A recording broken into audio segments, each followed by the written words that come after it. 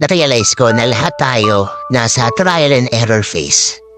Hindi natin alam kung tama ba yung ginagawa natin o kung meron ba tayong mapapala sa mga desisyong nagawa natin.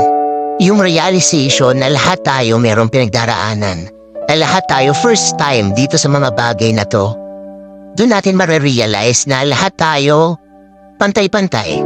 Kaya mahirap rin na i-compare yung sarili natin sa iba kasi mali mo yung chapter 1 mo, chapter 10 na pala niya. Marami tayong hindi alam sa ibang tao at marami rin silang hindi alam tungkol sa atin. Kaya kung darating yung pagkakataon na bako-compare natin yung sarili natin sa kanila, yun yung kailangan natin iwasan.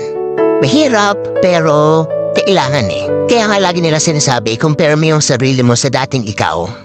Kasi dun mo makikita kung nag-improve ka ba, kung meron ba nangyari na maganda sa buhay mo, yung realization na lahat tayo may pinagdaraanan.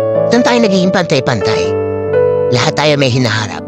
Kaya huwag mo i-pressure yung sarili mo sa nangyari sa ibang tao. Kasi may sarili kang labang pinagdaraanan. May sarili kang path na tinatahak. At meron kang patutunguhan na ikaw lang talaga yung kailangan magdesisyon para puntahan yon, para makamit yon.